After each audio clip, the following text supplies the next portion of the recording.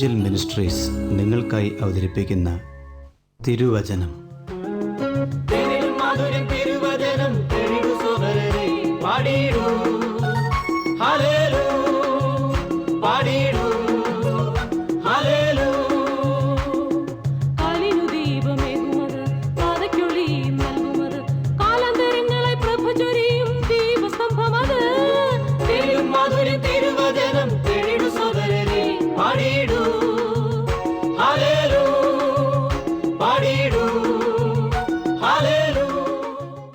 ഇന്ന് നമ്മോട് ദൈവവചനത്തിൽ നിന്ന് സംസാരിക്കുന്നത് Suviseshakan James M Thomas Nedumbassery.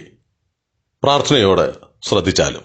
ഒരു പുതിയ മാസത്തിൻ്റെ തുടക്കത്തിൽ ദൈവവചനത്തിൻ്റെ കേൾവിയിലേക്ക് അങ്ങേ വീണ്ടും സ്വാഗതം ചെയ്യുന്നു.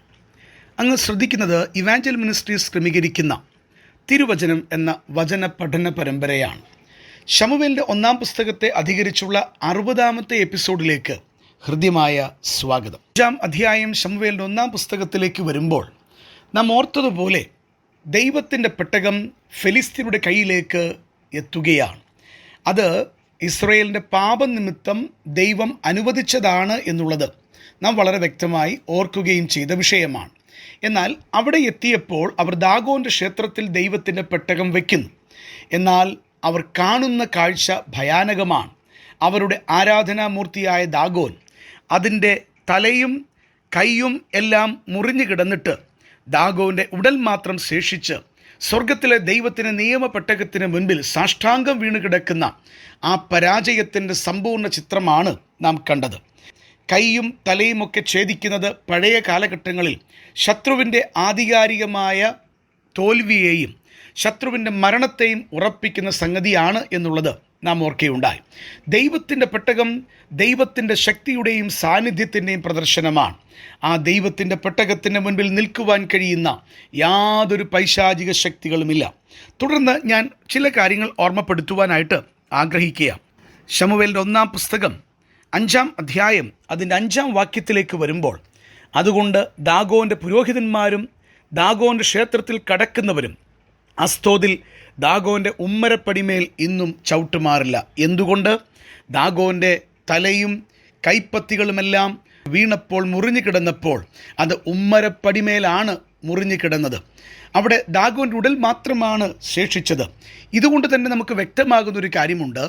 സർവശക്തനായ ദൈവത്തിന് മുന്നിൽ ഒരു പിശാചിൻ്റെ ശക്തികൾക്ക് നിൽക്കുവാൻ കഴിയുകയില്ല എന്നുള്ളത് നാം ഓർത്തതാണ്. അതേപോലെ തന്നെ പിശാചിനെ സേവിക്കുന്നവർക്കും ദൈവത്തിൻ്റെ മുൻപാകെ നിൽപ്പാൻ കഴിയുകയില്ല. ദൈവത്തെക്കുറിച്ചുള്ള അവരുടെ ഭയം വർദ്ധിക്കുന്നതായി നമുക്ക് മനസ്സിലാക്കുവാൻ കഴിയുന്നുണ്ട്. എന്നെ ശ്രദ്ധിക്കുന്ന ആരെങ്കിലും ദൈവകൃപയുടെ കീഴെ അല്ല ജീവിക്കുന്നതെങ്കിൽ, അങ്ങയുടെ ജീവിതത്തിൽ ദൈവത്തിൻ്റെ സാന്നിധ്യമില്ലെങ്കിൽ, അങ്ങയ്ക്ക് ലളിതമായ ഭാഷയിൽ പറഞ്ഞാൽ പാപം മോചിക്കപ്പെട്ടുവെന്ന് ഉറപ്പില്ലെങ്കിൽ, കാൽവറി ക്രൂശിൽ യേശുക്രിസ്തു മരിച്ചത്, അടക്കപ്പെട്ടത്, ഉയർത്തെഴുന്നേറ്റത് അങ്ങയുടെ രക്ഷണ്യ പദ്ധതിയുടെ ഭാഗമാണ് എന്ന് വ്യക്തമായി മനസ്സിലാക്കി ക്രിസ്തുവിലൂടെയുള്ള ആത്മരക്ഷ പ്രാപിക്കുവാൻ അങ്ങയ്ക്ക് കഴിയണം. അങ്ങനെയാണെങ്കിൽ താങ്കൾ ജയിക്കുന്ന വ്യക്തിയായിരിക്കും. ദൈവകൃപയിൽ ആശ്രയിച്ച് ജീവിതം നയിക്കുവാൻ അങ്ങയ്ക്ക് സാധിക്കും.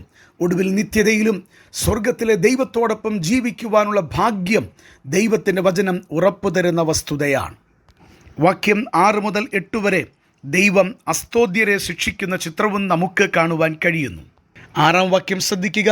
എന്നാൽ യഹോവയുടെ കൈ അസ്തോദ്യരുടെ മേൽ ഭാരമായിരുന്നു. അവൻ അവരെ ശൂന്യമാക്കി. അസ്തോദിലും അതിൻ്റെ അതിരുകളിലുമുള്ളവരെ മൂലരോഗത്താൽ ബാധിച്ചു.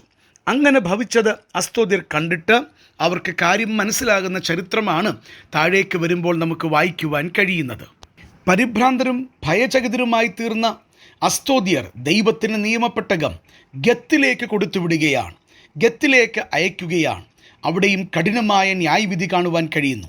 നാം വായിക്കുന്നത് പോലെ അങ്ങനെ അവർ ഇസ്രായേലിയുടെ ദൈവത്തിൻ്റെ പെട്ടകം കൊണ്ടുപോയി. അവർ അത് കൊണ്ടുചെന്ന ശേഷം ഏറ്റവും വലിയൊരു പരിഭ്രമം ഉണ്ടാകത്തക്കവണ്ണം യഹോവയുടെ കൈ ആ പട്ടണത്തിന് വിരോധമായി തീർന്നു. അവൻ ഗത്ത് പട്ടണക്കാരെ ആബാലവൃദ്ധം ബാധിച്ചു. അവർക്കും മൂലരോഗം തുടങ്ങി. വലിയ പരിഭ്രമത്താൽ ഫെലിസ്ത്യ പട്ടണങ്ങൾ ആകുന്നത്, കലങ്ങുന്നത് നാം കാണുകയാണ്. തുടർന്ന് അവർ എക്രോനിലേക്കും അത് കൊടുത്തുവിടുകയാണ്. ദൈവത്തിൻ്റെ നിയമപ്പെട്ടകം ഭയം മുഖാന്തരം ഇവിടെ ഇതാ എക്രോനിലേക്കും പോവുകയാണ്. അവിടെയും ദൈവത്തിൻ്റെ കൈ അതിഭാരമായി എക്രോന്യ പട്ടണത്തിൻ്റെ മേൽ വ്യാപരിക്കുന്നത് കാണുവാൻ കഴിയുന്നുണ്ട്. നാം വായിക്കുന്നു, ദൈവത്തിൻ്റെ കൈ അവിടെയും അതിഭാരമായിരുന്നു. മരിക്കാതിരുന്നവർ മൂലരോഗത്താൽ ബാധിതരായി. പട്ടണത്തിലെ നിലവിളി ആകാശത്തിൽ കയറി. ദൈവത്തെ അനുസരിക്കാതെ ദൈവത്തിന് വിരോധമായി നിൽക്കുന്നവരുടെ മേൽ ദൈവത്തിൻ്റെ ന്യായവിധിയുടെ കടന്നുകയറ്റമാണ് നമുക്ക് കാണുവാൻ കഴിയുന്നത്. അവിടെയെല്ലാം ആവർത്തിക്കുന്നൊരു വിഷയമുണ്ട്. ദൈവത്തിൻ്റെ കൈ അവരുടെ മേൽ ഭാരമായിരുന്നു, അത് അതിഭാരമായി തീരുകയാണ്. പ്രിയപ്പെട്ടവരെ, പാപജീവിതത്തിൽ തുടർന്നാൽ, ദൈവത്തിൻ്റെ വചനത്തിന് പുറംതിരിഞ്ഞു നിന്നാൽ, ദൈവം അങ്ങയോട് ഇടപെട്ടിട്ടും അതെൻ്റേതല്ല എന്ന ബോധ്യത്തോടെ ദൈവത്തിൻ്റെ വചനങ്ങൾക്ക് പുറം തിരിഞ്ഞ് മത്സരിക്കുമ്പോൾ ഓർക്കുക, ദൈവത്തിൻ്റെ കൈ അനുഗ്രഹിക്കുന്ന കരം മാത്രമല്ല, അത് ഭാരമായി തീരുന്ന കൈ കൂടെയാണ്. ദൈവത്തോട് മത്സരിച്ചാൽ അത് ഭാരമായി തീരുമെന്നുള്ളതിന് സന്ദേഹമൊന്നും വേണ്ട. അതുകൊണ്ട് തന്നെ പാപങ്ങളെ ഏറ്റുപറഞ്ഞ് ജീവിതത്തിൻ്റെ വിശുദ്ധിയിലേക്ക് മടങ്ങി വരുവാൻ ദൈവജനത്തെ ആഹ്വാനം ചെയ്യുകയാണ്. ശ്രദ്ധിക്കുന്ന അങ്ങയുടെ ജീവിതത്തിൽ ദൈവത്തിൻ്റെ ഭാരമുള്ള കൈയായി തീരാതിരിക്കേണ്ടതിന്, ദൈവം അനുഗ്രഹിക്കേണ്ടതിന് പാപത്തോട് വിട പറഞ്ഞ് യേശു ക്രിസ്തുവിനെ രക്ഷിതാവും കർത്താവും ദൈവവുമായി സ്വീകരിക്കുകയാകുമ്പോൾ ദൈവത്തിൻ്റെ കൈ താങ്കളുടെ ജീവിതത്തിൽ അനുഗ്രഹത്തിൻ്റെ കരമായി മാറും. പ്രിയപ്പെട്ടവരെ, യേശു ക്രിസ്തുവിലൂടെയുള്ള സകല അനുഗ്രഹങ്ങളും സ്വർഗത്തിലെ ദൈവം ഒരുവന് വാഗ്ദത്തം ചെയ്തിട്ടുണ്ട്. എന്നാൽ അത് പ്രാപിക്കേണ്ടത് ആത്മരക്ഷയാലാ. ജീവിതത്തിൽ പാപങ്ങൾ ദൈവത്തോട് ഏറ്റുപറഞ്ഞ് യേശു ക്രിസ്തുവിൻ്റെ അടുക്കലേക്ക് വന്ന് ജീവിതം കർത്താവിനായിട്ട് സമർപ്പിക്കണം. പാപമോചനം പ്രാപിക്കണം. യേശു ക്രിസ്തുവിൻ്റെ രക്തം സകല പാപങ്ങളും ഒക്കെ നമ്മെ ശുദ്ധീകരിക്കുന്നതാണ്. ആ വസ്തുത അംഗീകരിച്ച് കർത്താവിൻ്റെ മുൻപാകെ വരുമ്പോൾ ഭാരമാകുന്ന ദൈവത്തിൻ്റെ കരം അനുഗ്രഹിക്കുന്ന കരമായി മാറ്റപ്പെടും. കാൽവറിയുടെ ക്രൂശ് എന്ന് പറയുന്നത് അത് തിരസ്കരിക്കുന്നവർക്ക് നിത്യ നരകത്തിലേക്ക്, നിത്യശാപത്തിലേക്കുള്ള വാതായനമാകുമ്പോൾ അത് അംഗീകരിക്കുന്നവർക്ക്, അനുസരിക്കുന്നവർക്ക് സ്വർഗത്തിലെ സകല ആത്മീയ അനുഗ്രഹത്തിലേക്കുമുള്ള ചവിട്ടുപടിയായി കൃപയാൽ അത് മാറ്റപ്പെടുകയാണ്. അങ്ങയുടെ ജീവിതത്തെ പരിശോധിക്കുവാൻ കർത്താവ് കൃപ ചെയ്യട്ടെ എന്ന് പ്രാർത്ഥിക്കുന്നു. ദൈവം അങ്ങയെ ധാരാളമായിട്ട് അനുഗ്രഹിക്കട്ടെ. ഈ സന്ദേശം ശ്രദ്ധിച്ച എല്ലാ പ്രിയപ്പെട്ടവർക്കും കർത്തൃനാമത്തിൽ നന്ദി. ബൈബിൾ കറസ്പോണ്ടൻസ് കോഴ്സിൽ ചേർന്ന് പഠിക്കുവാൻ ആഗ്രഹിക്കുന്നവർ മേൽവിലാസം അയച്ചു തന്നാലും പ്രാർത്ഥനാ വിഷയങ്ങളും അറിയിക്കുമല്ലോ.